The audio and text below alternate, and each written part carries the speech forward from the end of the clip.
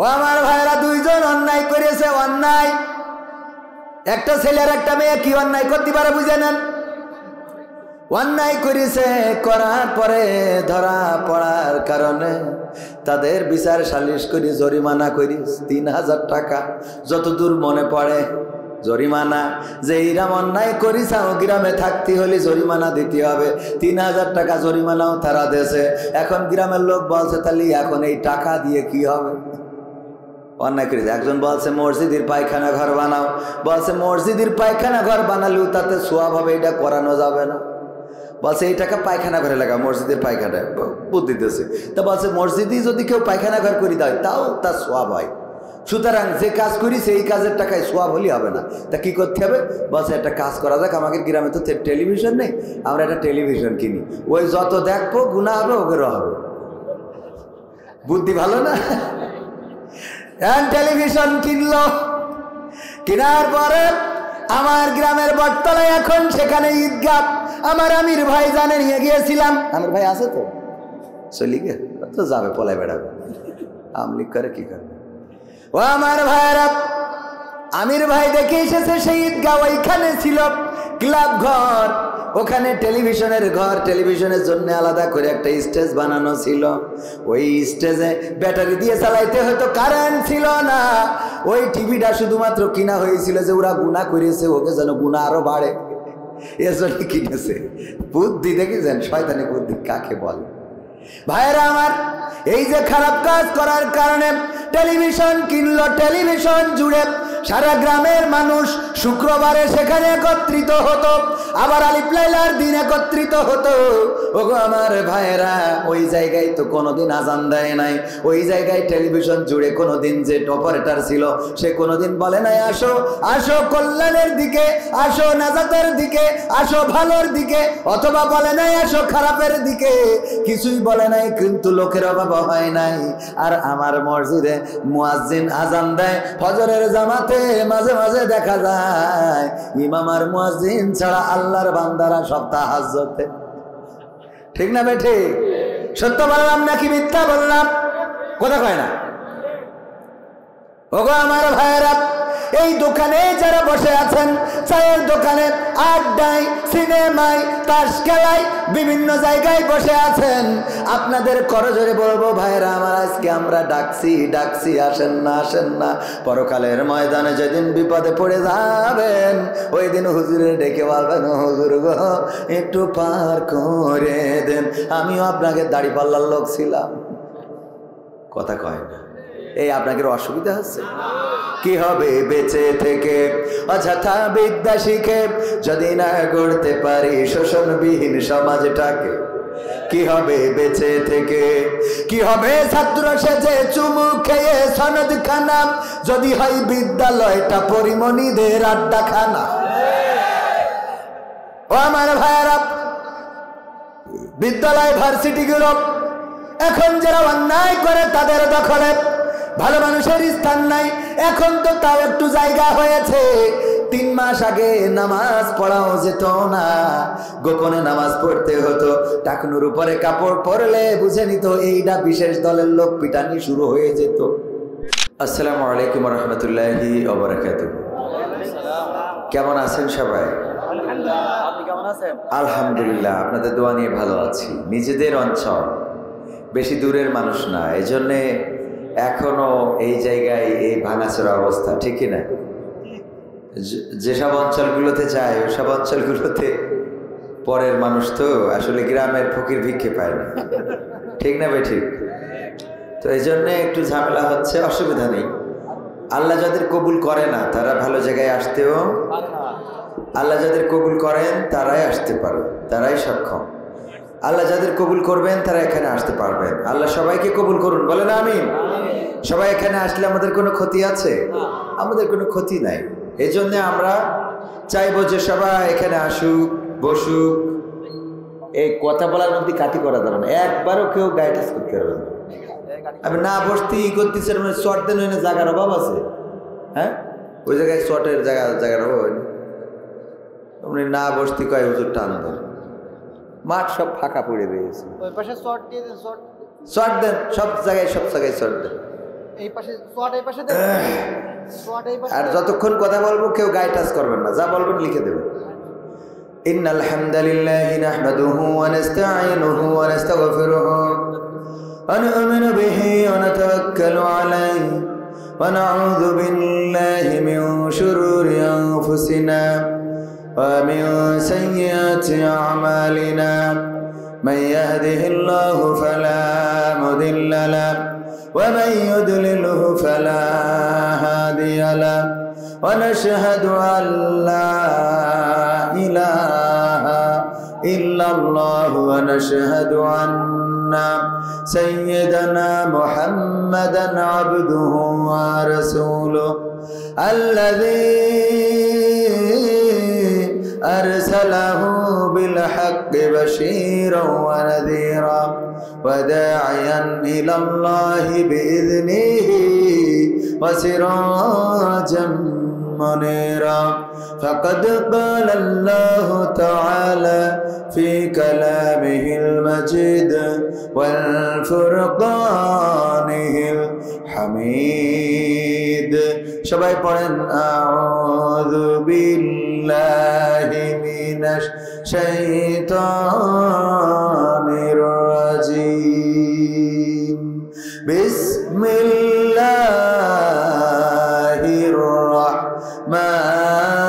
রাহমানির রাহিম কাইফা তাকফুরুনা বিল্লাহি ওয়া কুনতুম أمواتا فأحياكم ثم يميتكم ثم يحييكم ثم إليه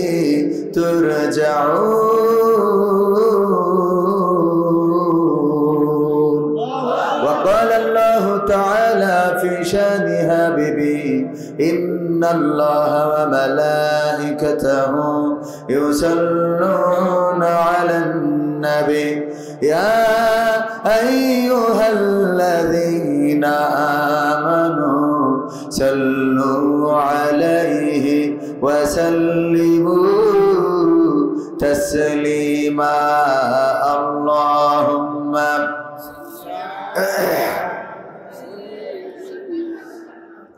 مولانا محمد وعلى آل سيدنا দাও সারা দাও ওগো রাসূল আজকে কাঁদে যাহারা পরপারির কান্ডারি তুমি মোদের জনের পিয়ারা আল্লাহুম্মা সাল্লি আলা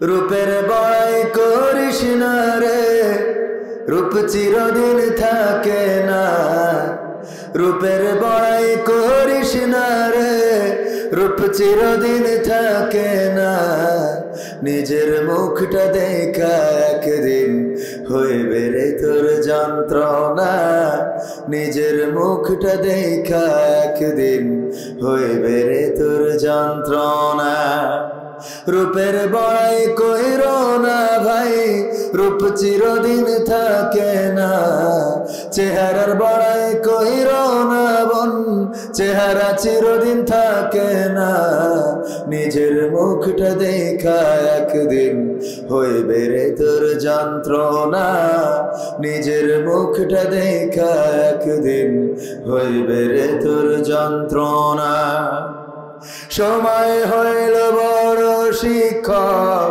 সব দিবে শিখাইয়া সুখের জীবন থাকবে না রে দেখবে না কেউ চাইয়া সময় হইল বড় শিক্ষক সব দিবে শিখাইয়া। সুখের জীবন থাকবে না রে, দেখবে না কেউ চাইয়া।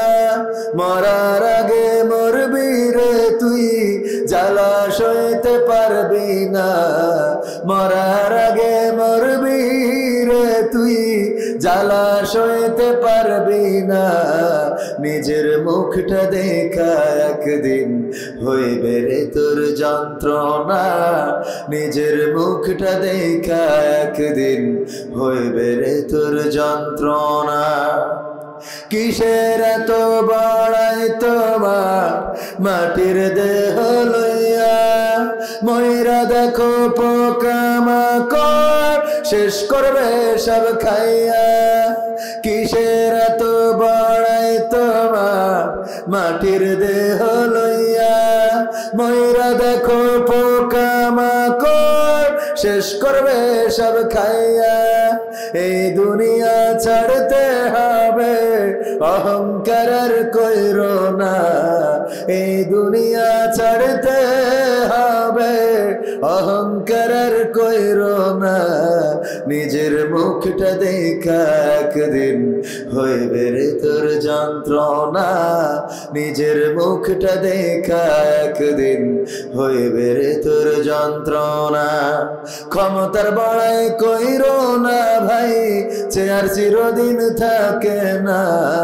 পাওয়ারের বড়াই কইরো না বোন, চেয়ার চিরদিন থাকে না। নিজের চেয়ার দেখা একদিন হইবে রে তোর ভাবনা। নিজের মুখটা দেখা একদিন হইবে রে তোর যন্ত্রণা। ঠিক না বে ঠিক? চেয়ারের বড়াই যারা করে, রূপের বড়াই যারা করে, সৌন্দর্যের বড়াই যারা করে, এই সৌন্দর্য কি চিরদিন থাকে? ক্ষমতার বড়াই যারা করে, ক্ষমতা কি চিরকাল থাকে? শক্তির বড়াই যারা করে, শক্তিও চিরকাল থাকে না। সুন্দর বনের মধ্যে যে বাঘ, যেই বাঘের ভয়ে শিয়াল কুত্তা বিলাই সবাই পালিয়ে বেড়ায়, একদা দেখা যায় সেই বাঘও কাহিল হয়ে পড়ে আছে। তার খাবার দেওয়ার মতো কাউকে খুঁজে পাওয়া যায়? খুঁজে পাওয়া যায় না? খুঁজে পাওয়া যায় না। সুতরাং চেয়ারের বড়াই করা যাবে না, পাওয়ারের বড়াই করা যাবে না, চেয়ারের বড়াই করা যাবে না, শক্তির বড়াই করা যাবে না। চুলের কুত্তা কাটিং দেওয়ার মতো আল্লাহর ওলিরা আছে না নাই? কত সুন্দর করে কুত্তা কাটিং দিয়ে ঘুরে বেড়ায় গো। আর আল্লাহ যদি ক্যান্সার নামক রোগটা দেয়, তাইলে যখন থেরাপি নাই, ইনজেকশন দেয়, বলেন উপরের নিচের কোন জায়গার চুল কি থাকে? কথা কয় না? থাকে, সব ঘরে চলে যায়। তার মানে এই চুলে কুত্তা কাটিং দিয়ে কোনো লাভ নাই। চুলের সৌন্দর্য আল্লাহ দিয়েছেন তাই আছে। আল্লাহ চাইলে তোমার মাথার মধ্যে সূর্যের আলো জ্বালাই দিতে পারে। আকাশে একটা সূর্য আর মাথার পরেও একটা থাকে না? থাকে না? বেলা উঠতে পারে না? পারে না? মাথার মধ্যেও বেলা উঠতে পারে। ওগো আমার ভাইয়েরা, এই জন্যে রূপের বড়াই করে লাভ নাই, ক্ষমতার বড়াই করে লাভ নাই, চুলের বড়াই করে লাভ নাই, চোখের বড়াই করে লাভ নাই। ভাইয়েরা তো আছে রে, আবার ওই পাশে মা বোনেরাও আছে না নাই? ওরে বাবা কি চেহারা রে! যাই দেখে আমার মেম্বারের ছেলে পাগল হয়ে যায়। বলে আমি যখন কলেজেতে পড়ি, আমারে ভালোবেসে আমলিগির চেয়ারম্যানের ছোট ছেলে চেয়েছিল গলায় দেবে দড়ি। ঠিক না বেঠে? ওর মনে খুব কষ্ট, এজন্য একটু জোরে কইছে। হ্যাঁ ভাই, ওর মনে খুব কষ্ট। ওগো আমার ভাইরা, দাঁড়ানো ভাই জানেরা, বসার জায়গা যদি না থাকে বসার দরকার নাই, আর যদি জায়গা থাকে বসলে কোনো ক্ষতি নাই। এই মাহফিলে যদি বসতে পারেন, আসতে পারেন, আল্লাহ চাইলে এই মাহফিলটা আপনার আমার নাজাতের ওসিলা করে দিতে পারে। বলেন সুবহানাল্লাহ। এই মাহফিলে বসলে রাসূলের ভাষায় এটা রিয়াজুল জান্নাহ, জান্নাতের বাগান। জান্নাতের বাগানে যদি আপনার বসার সৌভাগ্য না হয়, বলেন দেখি, ভোটের দিন যদি ভোট দিতে না যান, ভোটের দিন যদি বিদেশে থাকেন, ভোটের দিন যদি এলাকা ছাড়া থাকেন, এবার চেয়ারম্যান পাশ করলে এসে যদি সামনের কাতারে বলেন আমার ভাই, তোমার ভাই মকবুল ভাই, মকবুল ভাই, বলবে না? বলবে না? সিলি মালয়েশিয়া এসে এখন মকবুল ভাই, ঠিক বলছি তো? ঠিক না বে ঠিক? তার মানে ভোটের দিন থাকার দরকার আছে না নাই? ভোটের আগে থাকার দরকার, রাজপথে থাকার দরকার। যখন আমার মাননীয় প্রধানমন্ত্রী সাবেক জননেত্রী, মানে হোক আর না হোক, শেখ হাসিনা যখন চলে গেল, এখন আর রাজপথে কেউ দাঁড়ায় না, আছে না নাই? এখন আর বলে না খেলা হবে, বলে এখন আর বলে না, এখন বলে না পালাবো না, প্রয়োজন হলে ফখরুলের বাসায় গিয়ে উঠবো, বলে এখন না? এখন আর বলে না। যখন শেখ হাসিনা ছিল তখন বলল পালাবো না, তখন বলল মাঠ ছাড়বো না, আমরা পিশাব করে দেবো, তাতে ছাত্ররা যারা আন্দোলন করছে বানের পানের মতো ভেসে যাবে, না বানের পানির মতো ভেসে যাবে। কত লিকচার দিল গো। আর যখন আমার শেখ হাসিনা কলিজার টুকরা বোন আমার চলে গেল রে, তখন আমার সেই দাদারা দিদিরা আর কেউ কোনো কথা বলে না। এখন আবার নতুন করে বলছে আগে ছিলাম নায়ক, এখন হয়েছি সমন্বয়ক, ঠিক না বেঠি? এখন আমার ওরা এই পথে গায়, ঠিক না বেটে? তার মানে বোঝা কি গেছে না যায় নাই? দেখেন সুবিধাবাদ জিন্দাবাদ, এই সুবিধাবাদী যারা আছে রাজপথে যারা দাঁড়ালো না, যারা রাজপথে নামলো না, শেখ হাসিনার রাখার জন্য যারা একটা দিন মিছিল করলো না, এখন যদি শেখ হাসিনা চট করে ঢুকে পড়ে আর যদি ক্ষমতা দখলে নাই, তখন যারা স্লোগান দেবে ওগের শেখ হাসিনা নিজেই কাটি খোলার দরকার আছে না নাই? যে তোগের বিপদের সময় আমি যেই দাদার কাছে চলে গেছি, তোরাও তো সব পলাইলি, কথা কয় না? একজনও তো রাজপথে আসলি নে। এই কথা কেন বললাম? কোন রাজনীতির জন্য নয়। এই মাহফিলটা জান্নাতের বাগান, রিয়াজুল জান্নাহ রাসূলের ভাষায়। এই জান্নাতের বাগানে যদি বসার সৌভাগ্য না হয়, যদি আসার সৌভাগ্য না হয়, কালকে যদি মারা যান, আপনি যেদিন মারা যাবেন দোয়া করব আমরা, আল্লাহ তোমার বান্দার কবরটারে জান্নাতের বাগান বানাও। আল্লাহ বলবে দুনিয়ার পরে জান্নাতের বাগান ছিল, কোনোদিন ঢুকিনি, এখন ওর কবরে কেন জান্নাতের বাগান ঢুকাবো? কথা কি বোঝা গেছে? ভুল বললাম না ঠিক বললাম? দুনিয়ায় যার মসজিদে ঢুকার সৌভাগ্য হলো না, 5 ওয়াক্ত মসজিদে মুয়াজ্জিন আযান দেয়, ডাকে হাইয়া আলাস সালাহ, আসো নামাজের দিকে, হাইয়া আলাল ফালাহ, আসো কল্যাণের দিকে। না, এই কল্যাণের দিকে পাওয়া গেল না। কিন্তু আমার চায়ের দোকানদার কোনোদিন আজান দিল না, কোনোদিন মাইক খাটালো না, কোনোদিন ডাক দিল না এই মকসেদায় চা খেয়ে যা, বলেছে কোনোদিন? তার দোকানে খালি টেলিভিশনটা জুড়ে দিয়েছে আলিফ লাইলা আলিফ লাইলা আলিফ লাইলা। কি আগের সময় ছিল না? ছিল না? লোকের ভিড় কম হতো না বেশি? খালি আলিফ লাইলা আলিফ লাইলা, লোকের ভিড় বেশি। শুক্রবারের কথা মনে আছে না নাই? 80-র দশকের মানুষ, 90-এর দশকের মানুষ জানেন শুক্রবারে বিটিভিতে একখান করে ছবি দিত। আর ওই দিন যার বাড়ি টেলিভিশন আছে রে, ওরে আল্লাহ, আগে যে জায়গা ধরে রেখে আসতো রে। ঠিক বলছি না বে? ঠিক বলছি? সত্য না মিথ্যা? আমার গ্রামে, আবার গ্রামের কথা কোয়া লাগে শুনি, আবার আমার কাটি খুললি হয়। গ্রামের ঘটনা বলবো? বলবো কেন? আমরা ক্ষমতায় কোলে করবে, অসুবিধা নেই, যা হয় হবে। ও আমার ভাইরা, 2 জন অন্যায় করেছে। অন্যায়, একটা ছেলে আর একটা মেয়ে কি অন্যায় করতে পারে বুঝে নেন? অন্যায় করেছে, করার পরে ধরা পড়ার কারণে তাদের বিচার সালিশ করি, জরিমানা করি 3000 টাকা, যতদূর মনে পড়ে জরিমানা। যে ইরাম অন্যায় করিস গ্রামে থাকতে হলে জরিমানা দিতে হবে, 3000 টাকা জরিমানাও তারা দেশে। এখন গ্রামের লোক বলছে তাহলে এখন এই টাকা দিয়ে কি হবে? অন্যায় করেছে। একজন বলছে মসজিদের পায়খানা ঘর বানাও, বলছে মসজিদের পায়খানা ঘর বানালেও তাতে সোয়াব হবে, এটা করানো যাবে না। বলছে এই টাকা পায়খানা ঘরে লাগা, মসজিদের পায়খানা বুদ্ধি দিতেছে। তা বলছে মসজিদেই যদি কেউ পায়খানা ঘর করে দেয় তাও তার সোয়াব হয়, সুতরাং যে কাজ করি সেই কাজের টাকায় সোয়াব হলেই হবে না। তা কি করতে হবে? বলছে একটা কাজ করা যাক, আমাদের গ্রামে তো টেলিভিশন নেই, আমরা একটা টেলিভিশন কিনি, ওই যত দেখবো গুনাহ হবে ওগুলো হবে। বুদ্ধি ভালো না? টেলিভিশন কিনলো, কেনার পরে আমার গ্রামের বটতলায় এখন সেখানে ঈদগাহ, আমার আমির ভাই জানে নিয়ে গিয়েছিলাম। আমির ভাই আছে তো চলি গে তো যাবে, পলায় বেড়াবে, আমলিক করে কি করবে। ও আমার ভাইরা, আমির ভাই দেখে এসেছে সেই ঈদগাহ, ওইখানে ছিল ক্লাব ঘর, ওখানে টেলিভিশনের ঘর, টেলিভিশনের জন্য আলাদা করে একটা স্টেজ বানানো ছিল। ওই স্টেজে ব্যাটারি দিয়ে চালাইতে হয়তো, কারেন্ট ছিল না। ওই টিভিটা শুধুমাত্র কিনা হয়েছিল যে ওরা গুনাহ করেছে, ওকে যেন গুনাহ আরো বাড়ে, এজন্য কিনেছে। বুদ্ধি দেখেছেন? শয়তানি বুদ্ধি কাকে বলে? ভাইরা আমার, এই যে খারাপ কাজ করার কারণে টেলিভিশন কিনলো, টেলিভিশন জুড়ে সারা গ্রামের মানুষ শুক্রবারে সেখানে একত্রিত হতো, আবার আলিফ লাইলার দিন একত্রিত হতো। ওগো আমার ভাইয়েরা, ওই জায়গায় তো কোনোদিন আজান দেয় নাই, ওই জায়গায় টেলিভিশন জুড়ে কোনোদিন যে অপারেটর ছিল সে কোনোদিন বলে নাই আসো আসো কল্যাণের দিকে, আসো নাজাতের দিকে, আসো ভালোর দিকে, অথবা বলে নাই আসো খারাপের দিকে, কিছুই বলে নাই। কিন্তু লোকের অভাব হয় নাই। আর আমার মসজিদে মুয়াজ্জিন আজান দেয় ফজরের জামাতে, মাঝে মাঝে দেখা যায় ইমাম আর মুয়াজ্জিন ছাড়া আল্লাহর বান্দারা সব তাহাজ্জুদে। ঠিক না বেঠে? সত্য বললাম নাকি মিথ্যা বললাম? কথা কয় না?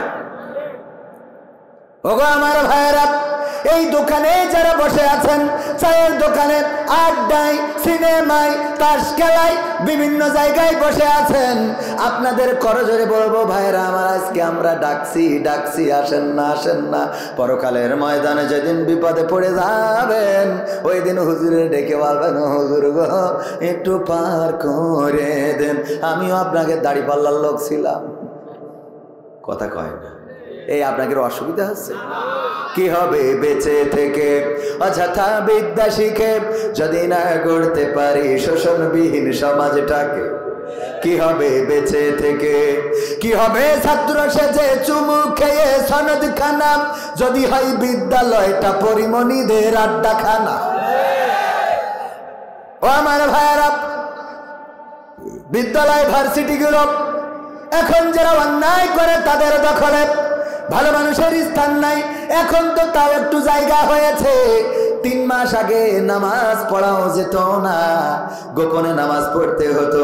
টাকনুর উপরে কাপড় পরলে বুঝে নিত এইটা বিশেষ দলের লোক, পিটানি শুরু হয়ে যেত। ঠিক না বেঠে?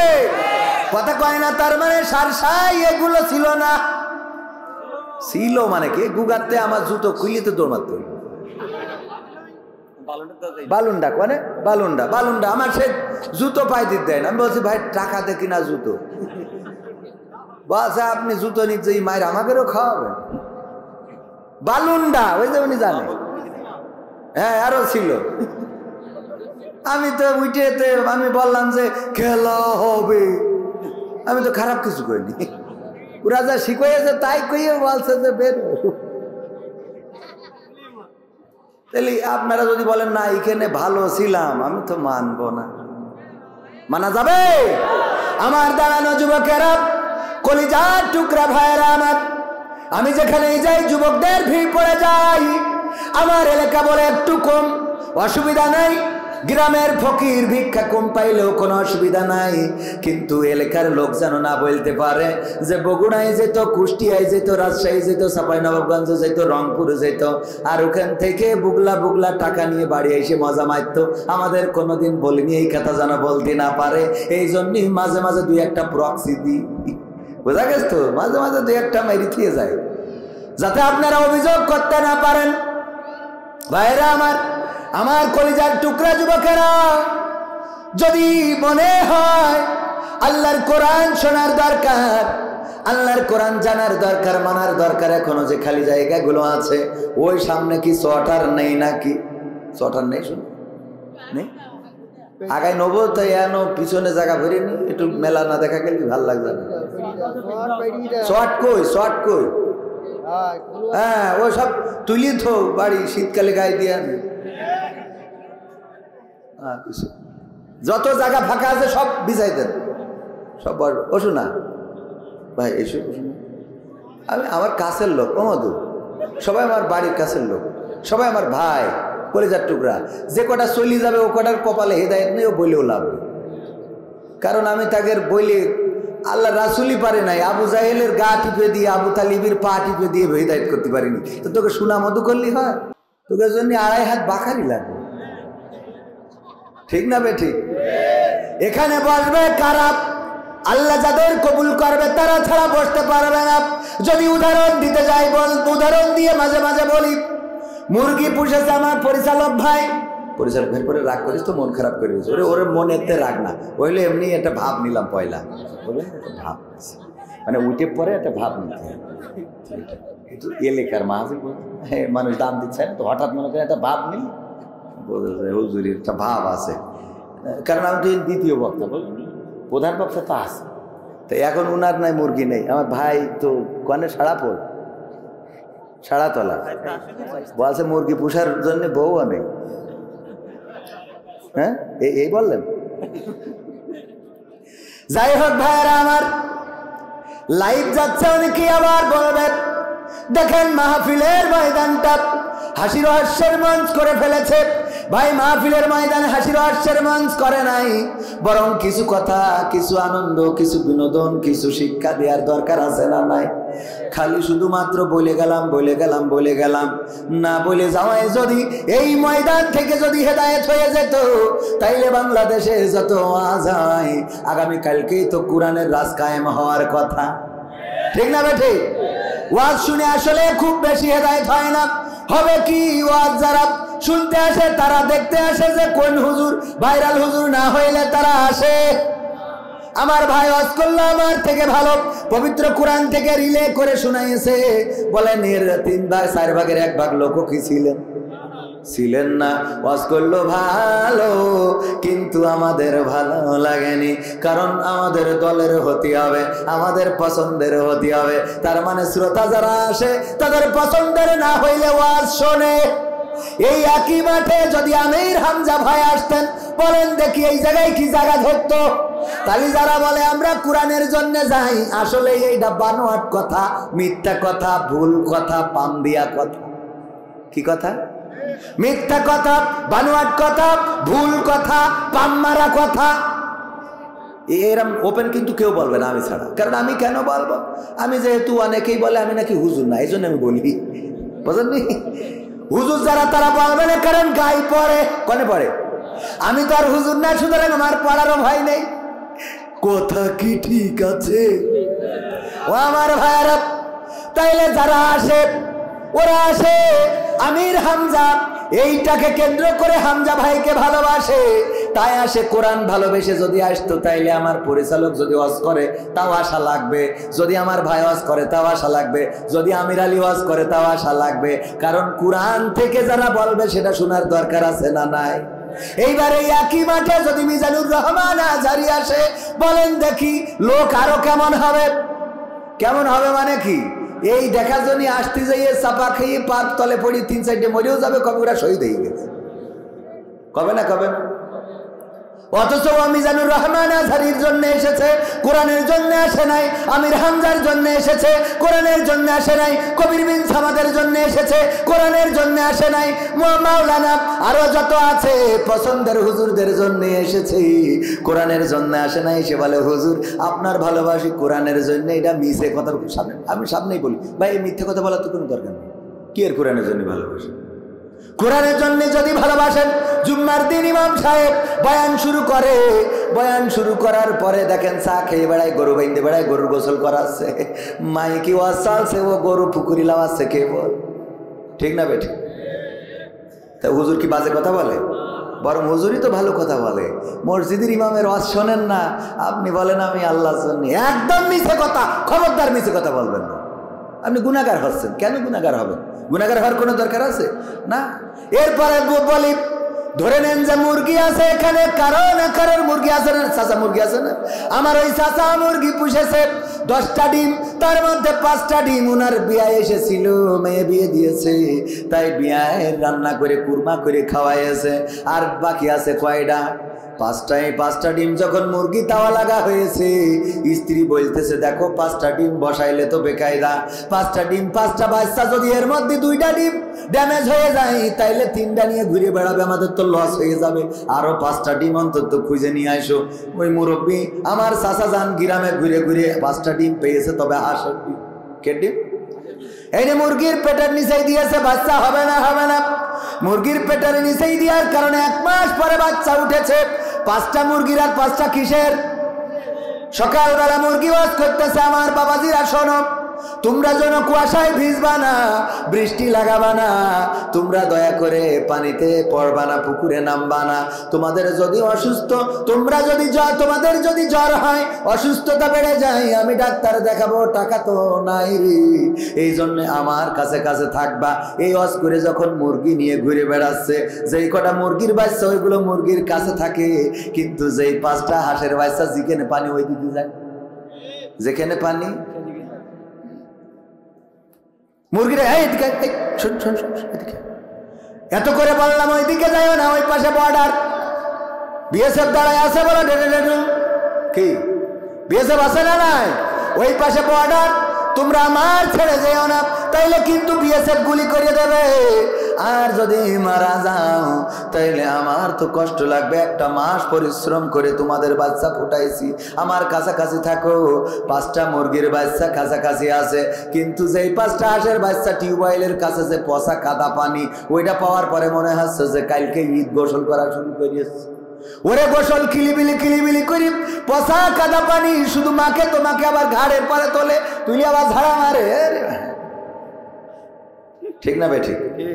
মুরগি বলছে আমার বুঝা শেষ, এই হাঁসের বাচ্চা আমার বুঝা শেষ, তোরা আমার জাতের না, তোরা বেজান না, তোরা যদি আমার জাতের হইতিস তাহলে আমার পেটের নিচে থাকতিস। এই 5টা আমার জাতের, এই জন্য আমার কাছাকাছি আছে, আর তোরা 5টা তো আমার জাতের না, তাই ঘুরে বেড়াস দূরি কাদা পানি, পচা কাদা এইভাবে মাখিস, তোদের সাথে আমার সম্পর্ক নেই। ওগো আমার ভাইয়েরা, তেমনি ভাবে যারা জাতের নাম, তাদের যতই বলেন এই সামিয়ানার নিচেই তাদের পাওয়া যাবে, কথা কয় না, এই সামিয়ানার নিচেই যদি পাওয়া যায় তাইলে বলবেন ওইটা জাতের, ওইটা মুসলমান, ওইটা শুধু কাটা না অরিজিনালে। আর যদি এখানে না পাওয়া যায় রে, তাইলে বুঝবেন ওই পচা কাদা পানি মাখা লোক, তার মানে ওরে যতই বলেন ওই এর মধ্যে ঢুকবে না, ও কোরআন শুনবে না, ও নামাজ পড়বে না, ও মসজিদে আসবে না, খালি দোকানে বসে পারবে, ঠিক না বেঠে? এটা হবে না। ক্ষমতায় কেউ স্থায়ী হয় না, হোক না সে হাসিনা কি বারে না, চেয়ারটা চিরকাল থাকে না, ঠিক না বেঠে? ক্ষমতায় কেউ স্থায়ী হয় না, মুজিবুর বেশি দিন থাকেনি, জিয়াউর কেউ তো রাখেনি, মুজিবুর বেশি দিন থাকেনি, জিয়াউর কেউ তো রাখেনি, এরশাদ চলে গেছে পৃথিবী ছেড়ে, এরশাদ চলে গেছে পৃথিবী ছেড়ে, কেউ আজ তার কথা কয় না। ক্ষমতায় কেউ স্থায়ী হয় না, হাসিনা ক্ষমতা ধরে রাখতে আয়না ঘর বানিয়েছিল, জনগণের রোশন আলো দাদার দেশে পালিয়ে গেল। আপনারা জোরে করলে কি দাদা শুনি ফেলবে? হ্যাঁ, গলায় আওয়াজ এরম কেন? বর্ডারের কাছে থেকে আওয়াজ আপনাদের মনে আসছে যে বাড়িতে কি নিষেধ করতে নাকি, কথা বলতে নিষেধ করতে? তো এরম 60 সাল লোকের তো এরম হওয়ার কথা না। আফিল ভাই চলে গেছ তো কি হয়েছে, বশির ভাই হয়েছ তো, কথা কয় না। আফিল ভাই না আপনাদের এখানে? তা আফিল উদ্দিন চলে গেছে তাতে কি হয়েছে, বশির ভাই আছে না? কি আওয়াজ দিতে মন চাচ্ছে না? একটু দেই, পরীক্ষা করি, দেই সার লিল্লাহি তাকবীর।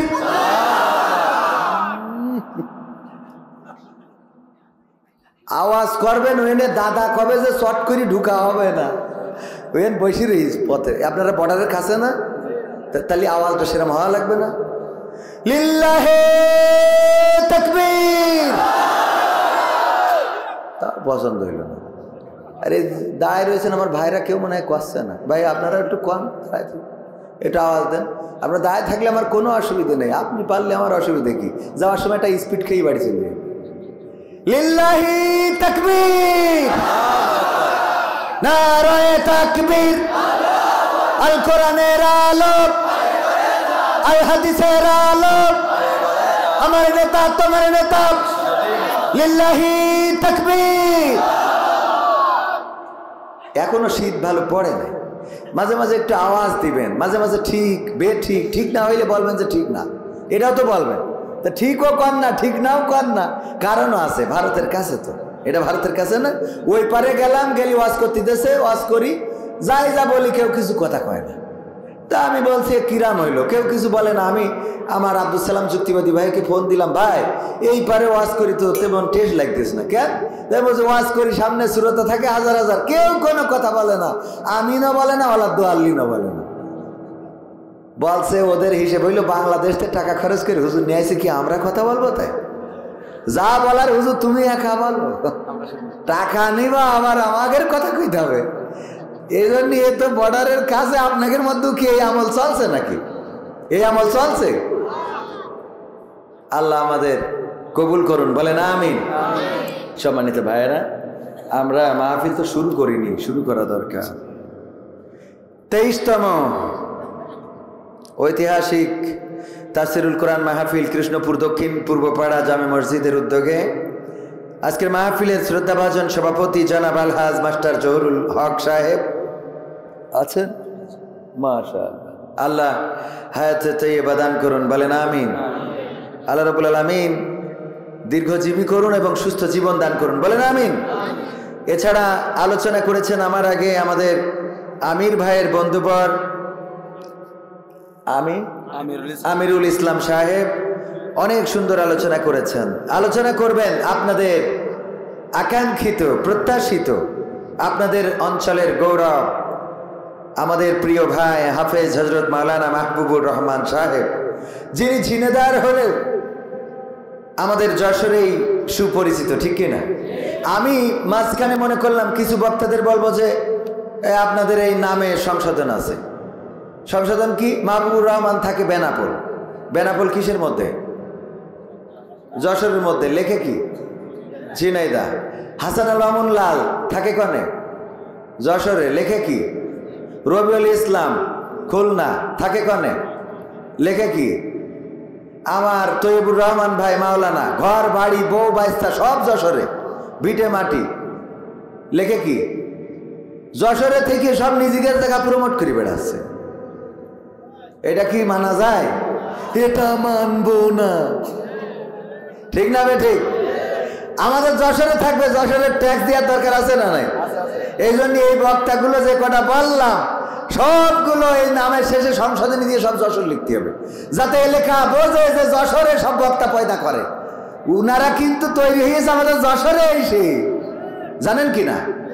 এ বাবা, যশোরে তো উর্বর ভূমি, এনে তো বক্তা তৈরি হয়, কথা কয় না।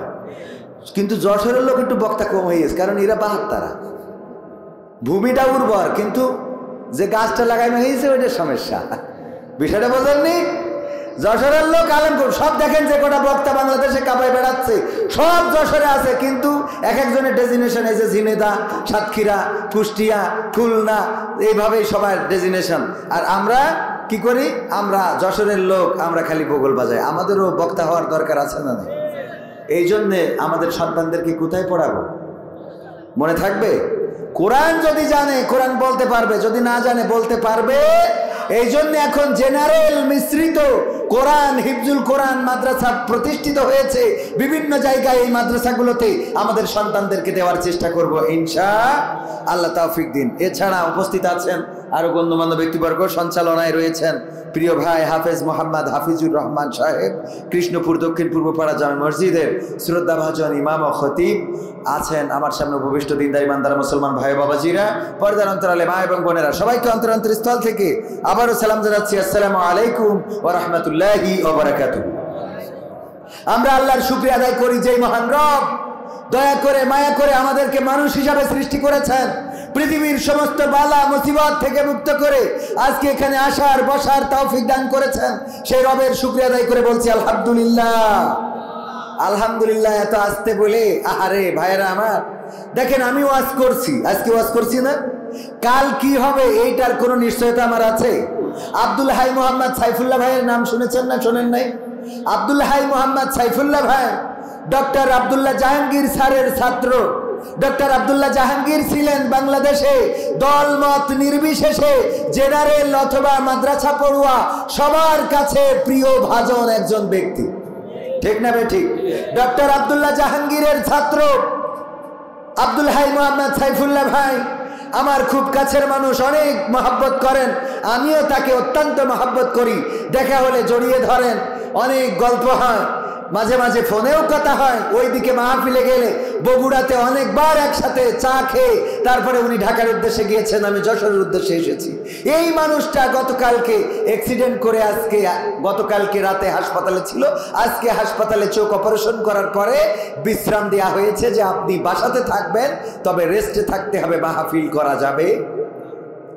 গতকালকে যিনি স্টেজের বক্তা ছিলেন, স্টেজে বসে কণ্ঠস্বর দিয়ে প্রতিবাদী ছিলেন, কোরআন শুনিয়েছেন, কোরআন বুঝিয়েছেন, আজকে সেই মানুষটা আল্লাহ রাব্বুল আলামিন তাকে রেস্টের জন্য, বিশ্রামের জন্য পাঠিয়ে দিয়েছেন যে আজ কিছুদিন বিশ্রাম করো। আমরা জানি না কার কখন কি হবে। আল্লাহ আমার আব্দুল হাই মোহাম্মদ সাইফুল্লাহ ভাইয়ের সুস্থতা দান করুন, বলেন আমিন। উনার আলোচনাগুলো দলমত নির্বিশেষে সবার কাছে প্রিয়। আমি বলতে চাই, এই বাংলাদেশে অসংখ্য আলেম ওলামা অ্যাক্সিডেন্টেই মারা গিয়েছে। এই অ্যাক্সিডেন্টগুলো কি সত্যিকার অর্থেই অ্যাক্সিডেন্ট নাকি এগুলো পরিকল্পিত হত্যাকাণ্ড?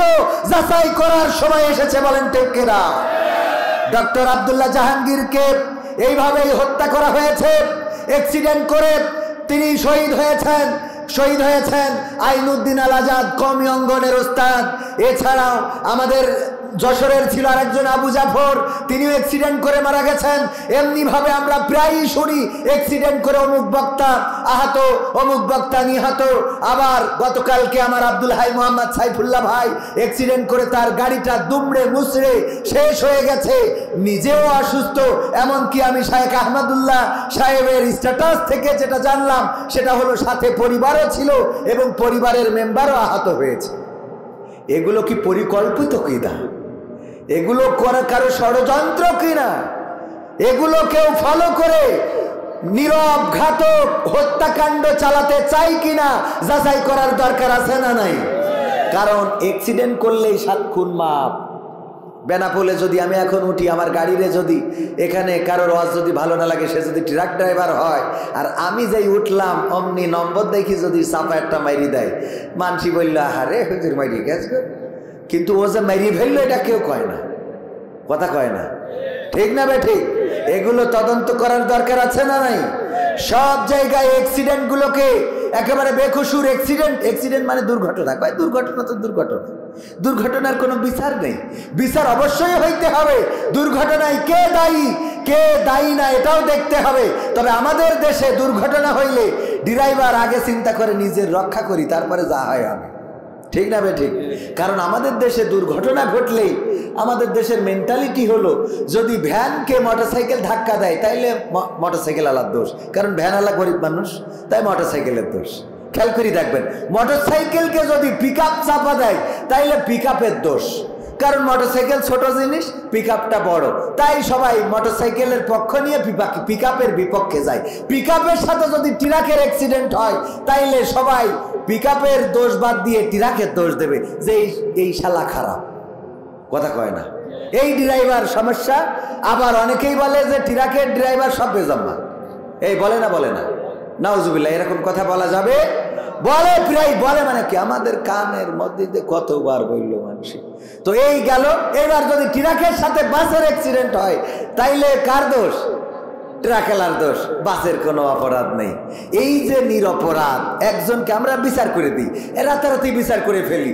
মারা গেল, মাকে মেরে ফ্রিজে ঢুকাইছে, হাত পা বেঁধে ফ্রিজে ঢুকাইছে, বলল যে র্যাব এসে ব্রিফিং দিলে যে সন্তান হত্যা করেছে, সে তার প্রেমিকাকে ভালোবাসতে যেয়ে 500 টাকা 1000 টাকা চায়, মা দিতে চায়নি, এই জন্য মার সাথে সে কি করেছে, মাদ্রাসা থেকে এসে মা তরকারি কুটছিল, হঠাৎ করে জাপটে ধরে দম বন্ধ করে মেরে ফেলতেছে, দিয়ে তারপরে হাত পা বেঁধে ফ্রিজের মধ্যে ঢুকাইছে, নাটক সাজাইছে, বাড়ি ছিনতাই করতে যেয়ে কি করেছে, মাকে মেরে ফেলেছে। আমরা কত ওয়াজ করলাম, আল্লাহ এই ছেলে জাহান্নামে দাও, ওর একসাথে 7টা জাহান্নামে ঢুকাবা, করেছি না করি নাই? কেমন কুলাঙ্গার ছেলে, মাকে হত্যা করলো সারা দেশে, তার বিরুদ্ধে ওয়াজ করে বললাম। ওরা পরের দিন আবার দেখি আমার পুলিশ ভাইয়েরা বলছে না না, সন্তান হত্যা করে নাই, হত্যা করেছে ওই বাড়ির ভাড়াটিয়া। ওই বাড়ির ভাড়াটিয়া আর কাজের লোকেরা মিলে পরিকল্পনা করে হত্যা করেছে। র্যাব বলল সন্তান, আবার পুলিশ বলে ভাড়াটিয়া। খানিক পরে না জানি আবার অন্য কোনো গ্রুপ, যেমন আছে বিজিবি আছে না নাই, আর্মি আছে, ওরা না জানি আবার বলে এটা করেছে জামাত শিবির। কথা কয় না, বলা যায় না, কারণ অলরেডি চেঞ্জ হয়ে যাচ্ছে। উটোপাটা করে আপনার বলার দরকার কি? আগে তদন্ত করার দরকার আছে না? আল্লাহ রাসূল বললেন মিথ্যা বলার জন্য এতটুকু যথেষ্ট যে সে যা শোনে তাই প্রচার করে, সে যা শোনে তাই প্রচার করে। মিথ্যা বলার জন্য এতটুকু, মিথ্যাবাদী হওয়ার জন্য এতটুকু যথেষ্ট। বিশ্বনবী সাল্লাল্লাহু আলাইহি সাল্লাম বর্ণিত হাদিস, আবু হুরায়রা রাদিয়াল্লাহু তাআলা আনহু থেকে বর্ণিত, তিনি বলেছেন, বিশ্বনবী বলেছেন মিথ্যা বলার জন্য এতটুকু যথেষ্ট, সে যা শুনলো তাই প্রচার করলো। এইভাবে আমরা প্রচার করে বেড়ালাম, আমরাও মিথ্যাবাদী হয়ে গেলাম, কারণ আমরা টেলিভিশনের খবরটাকে নিয়েছি। র্যাব বলতেছে, এটা তো আমরা ভুল মনে করতে পারি না, পারি বলেন? আমার মনে হলো অবস্থাটা এখন কেমন যেন হয়ে গেল। মসজিদের ইমাম সাহেব উনি তারাবি পড়ায়, মাগরিবের সময় ইফতার করে যে শুয়েছে, হঠাৎ ঘুম এসে গেছে। ঘুম ভেঙে দেখে তারাবির সময় 10 মিনিট পার হয়ে গেছে। তাড়াতাড়ি পাঞ্জাবি ছিল আড়ার উপরে নেড়ে দিয়া, পাঞ্জাবিটা ঘাড়ের উপরে দিয়ে নিয়ে মসজিদে ঢুকেছে। মসজিদে ঢুকে দেখে মুসল্লিরা সব গরম হয়ে গেছে। তখন বিদ্যুতের ব্যবস্থা ছিল না। সামনে যাওয়ার পরে সভাপতি বলছে, ইমাম সাহেব আপনার দেরি হলো কেন? আলিফ লাইলা তো শেষ হয়ে যাবে, আজকে তারাবি পড়বো কখন? তারাবি পড়বো নাকি আলিফ লাইলা দেখবো? আপনি বলেন দেরি করলেন কেন? কয় অসুবিধা নেই, আমি একটু টানাই দিবানে, আমি একটু জোরে পড়বানে। এই বলে ইমাম সাহেব পাঞ্জাবি গায়ে দিচ্ছে, কিন্তু হাতা খুঁজে পাচ্ছে না। হুজুর কি হলো, এত দেরি হয় কেন? আমি পাঞ্জাবি গায়ে দিয়ে সে হাতা খুঁজে পাচ্ছি না। আরে হুজুর, পাঞ্জাবি গায়ে দিয়ে হাতা খুঁজে পাচ্ছেন না, আগে 10 মিনিট লেট করলেন, আবার হাতা খুঁজে পান না, কেমন পাঞ্জাবি? এই হেরিকেনের আলো, তখন কারেন্ট ছিল না, হেরিকেনের আলো একটু ভলিউম বাড়াই দিয়েছে, দিয়ে বলে হুজুরের গলার কাছে ধরে একটু হাতাটা খুঁজে দেয়। মুসাল্লিরা গলার কাছে ধরে দেখে হুজুর হাতা খুঁজে পাবে কি? আড়াই ছিল বর্ষায়া, ওইটাই গলায় পরাই বসে তাড়াতাড়ি করে আসতে যাইয়ে আড়াই ছিল বউয়ের ছায়া, ওটা গলায় পরাই বলেন কিয়ামত পর্যন্ত হাতা খুঁজে পাওয়া যাবে। এখন যেন অনেকেই মনে হচ্ছে হাতা খুঁজে পাচ্ছে না, কোনে কি করবে, কোন জায়গায় কি বলবে, খুঁজে পাচ্ছে না। হঠাৎ করে এখন একটা করে, আবার খানিক পরে আর একটা করে, এরে বানায় স্বরাষ্ট্র প্রতিমন্ত্রী, স্বরাষ্ট্র উপদেষ্টা, আবার রাতারাতি চেঞ্জ করে আর এক জায়গায় দেয়। আবার দেখলাম তিশা নায়িকার অভিনয় করেছিল বঙ্গবন্ধুর স্ত্রী হিসেবে, ওর স্বামী আবার পেয়েছিল কোন পদবি যেন, আবার পাওয়ার পরে আজকে আবার মনে হয় শুনলাম ওনার নাকি ট্রান্সফার করে দিয়েছে। হ্যাঁ, খতিব বানাইছে, ও বাতিল করে, আমরা কাছে খতিব বানাইছে। ভাইয়েরা আমার, মানে এখন হাতা খুঁজে পাওয়া যাচ্ছে না, এরকম একটা অবস্থা হয়ে দাঁড়াইছে। এই ঠিক বলছি না ভাই? ঠিক বলছি। আমি কই একটু নিরিবিলি ধীরে সুস্থে, তাই না? টাইম তো আছে, আপনার এত তাড়াহুড়ো করার তো কিছু নেই, আপনি আস্তে আস্তে করেন, কোনো অসুবিধা নাই। কিন্তু যদি ঝামেলা করেন চট করে ঢুকে পড়বে, বলো। এই জন্য অ্যালার্ট থাকার দরকার আছে না নাই? ক্ষমতায় কেউ স্থায়ী হয় না, হাসিনা ক্ষমতা ধরে রাখতে আয়না ঘর বানিয়েছিল, জনগণের রোশানলে দাদার দেশে পালিয়ে গেল। ডিবি হারুনের পাশে আর ডিবি হারুনের পাশে আর পরিমণিদের দেখা যায় না। ঠিক না ঠিক? ক্ষমতায় কেউ স্থায়ী হয় না, হোক না শেরেনা কিবা হাসিনা, চেয়ারটা চিরকাল থাকে, চেয়ারটা চিরকাল থাকে না। আমি পবিত্র কোরআনের 2 নম্বর সূরা সূরা বাকারার 28 নম্বর আয়াত তেলাওয়াত করেছি, মনে আছে না নাই? আল্লাহ বললেন কাইফা তাকফুরুনা বিল্লাহি ওয়া কুনতুম আমওয়াতান ফাহইয়াকুম সুম্মা ইউমীতুকুম সুম্মা ইউহয়িকুম সুম্মা ইলাইহি তুরজাউন।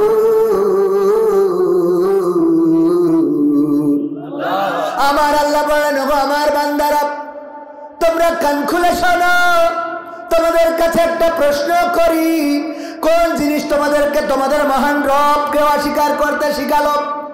কোন জিনিস তোমাদের রব থেকে ভুলিয়ে দিল? কোন জিনিস তোমাদেরকে কুপুরি করতে শেখালো? অথচ তোমরা ছিলে মৃত, তোমাদের কোনো জীবন ছিল না।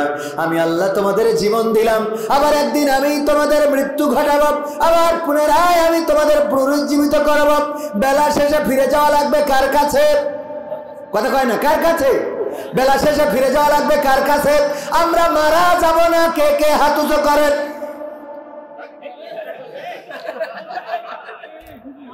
মারা যাব না, কে কে? মারা যাব না, মারা যাব না, কে কে? একজন কি আছেন?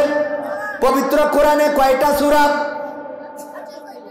114টা পারা। কয়টা? 30টা পারা। আয়াত কতটা? 6666 অথবা 6234-36 এরকম আছে। আমরা কেউ কি কোনোদিন গুনে দেখেছি নাকি? আমিও কোনোদিন যোগ বিয়োগ দিই নাই। ওগো আমার ভাইয়েরা, সেই 6000-এর বেশি আয়াত, সেটা 66 হোক, 666 হোক বা 236 হোক, যেটা হোক, কোনো অসুবিধা নাই। এই কোরআনের সব আয়াত যদি কেউ চায় অস্বীকার করবে, সব আয়াত অস্বীকার করতে পারে, কিন্তু একটা মাত্র আয়াত, একটা মাত্র অংশ অস্বীকার করতে পারবে না। সেটা হলো আল্লাহ বলছেন কুল্লু নাফসিন যায়িকাতুল মাউত, সব প্রাণীকে মৃত্যুর স্বাদ নিতেই হবে, সব প্রাণীকেই মারা যেতেই হবে।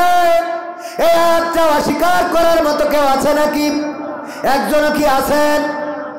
আমিহীন পৃথিবী এমনই রবে, শুধু আমাকে ছেড়ে চলে যেতে হবে। তুমিহীন পৃথিবী এমনই রবে, শুধু তোমাকে ছেড়ে চলে যেতে হবে। থাকবে স্বজনেরা, কাঁদবে আপনেরা, থাকবে স্বজনেরা, কাঁদবে আপনেরা, দুটো দিন পরে আবার ভুলে যাবে, ভুলে যাবে। আমিহীন পৃথিবী এমনই রবে, শুধু আমাকে ছেড়ে চলে যেতে হবে। কতজন এলো গেল, কেউ থাকে না, কে কবে যাই চলে খোঁজ রাখে না। ঠিক না বেঠে? কতজন এলো গেল, কেউ থাকে না, কে কবে যাই চলে খোঁজ রাখে না। তাই আর ভাবি না আগের মতো, তাই আর ভাবি না আগের মতো। কে কি বলেছে কবে, কে কি বলেছে কবে? আমিহীন পৃথিবী এমনই রবে, শুধু আমাকে ছেড়ে চলে যেতে হবে। ঘরলি ভুলে যাবে ঘরেরও কথা, সাজাবে নতুন সংসার। সন্তান ভুলে যাবে কিছুকাল পরে কে ছিল পিতা যে তার। মিছে এই দুনিয়ায় মিছে সব কাজ, সত্য জীবনে নামবে যে সাজ। মিছে এই দুনিয়ায় মিছে সব কাজ, সত্য জীবনে নামবে যে সাজ। তাই আর ভাবি না আগের মতন, তাই আর ভাবি না আগের মতন। কে কি বলেছে কবে, কে কি